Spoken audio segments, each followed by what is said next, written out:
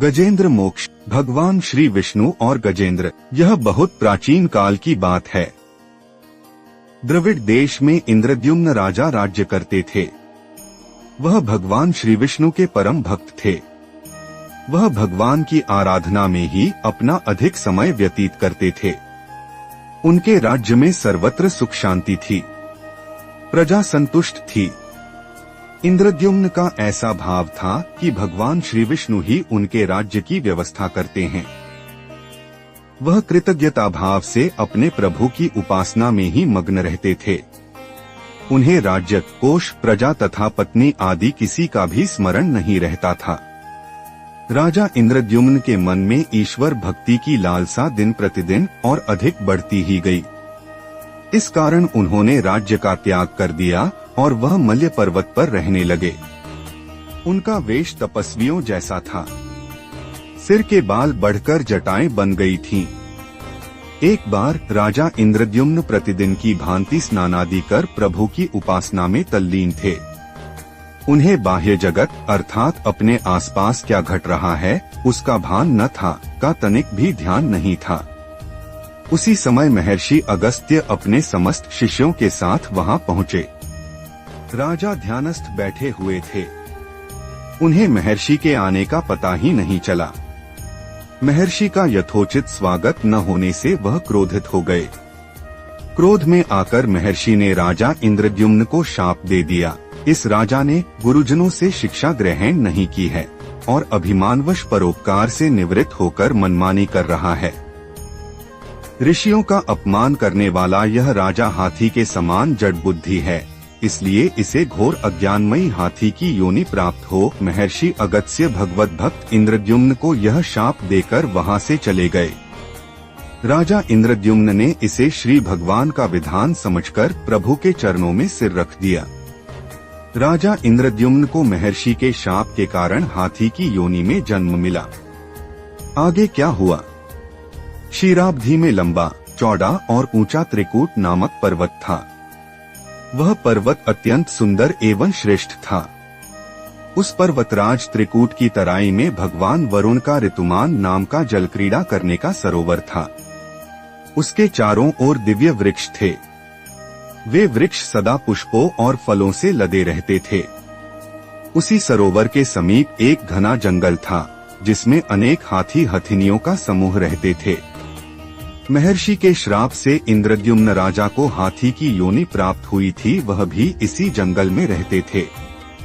वह अत्यंत शक्तिशाली और पराक्रमी थे। उसका नाम गजेंद्र था। एक बार गजेंद्र प्यास से व्याकुल हो गया। वह प्यास बुझाने के लिए पानी ढूंढ रहा था। ऋतुमान सरोवर में अनेक कमल पुष्प खिले हुए थे। उन कमल पुष्पों की सुगंध चारों ओर फैल रही थी। अपनी ओर आती हुई कमल की गंध से गजेंद्र अपने साथियों सहित उस विशाल सरोवर के तट पर जा पहुंचा। गजेंद्र ने उस सरोवर के निर्मल, शीतल और मीठे जल को पीकर अपनी प्यास बुझाई। उस जल में स्नान कर अपनी थकान दूर की। उसके बाद गजेंद्र ने अपने साथियों के साथ जलक्रीड़ा आरंभ की। क्या आप जानते हैं कि हाथियों को पानी में खेलना बहुत भाता है? जलक्रीड़ा करते करते अचानक गजेंद्र ने सूंड उठाकर चीत्कार की। एक मगर ने उसका पैर पकड़ लिया था। गजेंद्र ने अपना पैर छुड़ाने के लिए पूरी शक्ति लगाई, परंतु पैर नहीं छूटा। अपने स्वामी गजेंद्र को आहत देखकर उसके साथी अत्यंत व्याकुल हो गए। वह सूंड उठाकर चिंघाड़ने और गजेंद्र को बचाने के लिए सरोवर के भीतर बाहर दौड़ने लगे। उन्होंने पूरे प्रयास किए, परंतु वे सफल नहीं हुए। सरोवर में जिस मगर ने गजेंद्र का पैर पकड़ा था, वह भी हुहू नाम का एक शापित गंधर्व था। महर्षि देवल के शाप वह मगर बन गए थे। वह भी अत्यंत पराक्रमी थे। संघर्ष चलता रहा। गजेंद्र स्वयं को जल से बाहर खींचता और मगर गजेंद्र को जल में भीतर खींचता। मगर की शक्ति जल में दोगुनी हो जाती है। सरोवर का निर्मल जल गजेंद्र के रक्त से लाल हो गया था। गजेंद्र और मगर का संघर्ष 1000 वर्ष तक चलता रहा, फिर भी वह दोनों जीवित थे। यह दृश्य देखकर सारे देवगण चकित हो गए। अंत में गजेंद्र का शरीर शिथिल हो गया। उसके शरीर में शक्ति और मन में उत्साह नहीं रह गया, परंतु जलचर होने के कारण मगर की शक्ति में कोई कमी नहीं आई थी। उसकी शक्ति प्रतिदिन बढ़ रही थी। अब वह नवीन उत्साह से अधिक शक्ति लगाकर गजेंद्र को खींचने लगा। असमर्थ गजेंद्र के प्राण संकट में पड़ गए। उसकी शक्ति और पराक्रम का अहंकार चूर चूर हो गया। वह पूर्णतया निराश हो गया। उसी समय गजेंद्र को भगवान का स्मरण हुआ। पूर्व जन्म में गजेंद्र द्वारा की गई भगवान श्री विष्णु की भक्ति का स्मरण हुआ और उन्होंने निश्चय किया कि अब मैं काल के भय से चराचर प्राणियों की रक्षा करने वाले भगवान श्री विष्णु की शरण में जाता हूँ। इस निश्चय के साथ गजेंद्र ने अपने मन को एकाग्र कर पूर्व जन्म में सीखे श्रेष्ठ स्तोत्रों द्वारा परम प्रभु की स्तुति की। गजेंद्र की स्तुति सुनकर सर्वव्यापी भगवान श्री विष्णु प्रसन्न हो गए। गजेंद्र की पीड़ा को देखकर भगवान विष्णु गरुड़ पर आरूढ़ हुए और ऋतुमान सरोवर के तट पर प्रकट हुए।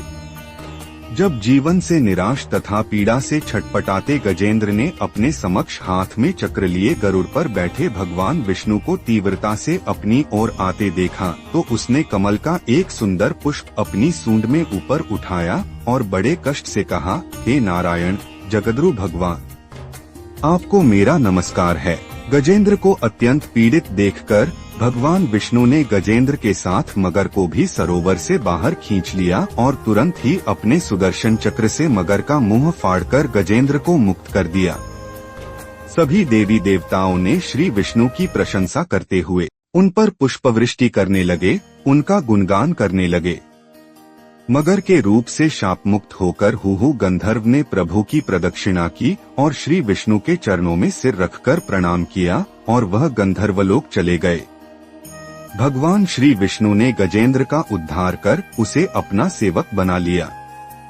गजेंद्र की स्तुति से प्रसन्न हुए भगवान श्री विष्णु ने कहा, प्रिय गजेंद्र, जो लोग ब्राह्म मुहूर्त में उठकर तुम्हारे द्वारा की हुई स्तुति से मेरा नित्य स्मरण करेंगे, उन्हें मैं मृत्यु के समय निर्मल बुद्धि प्रदान करूंगा। इतना कहकर भगवान श्री विष्णु ने पार्षद रूप में गजेंद्र को साथ लिया और गरुड़ पर बैठकर अपने दिव्य धाम को चले गए।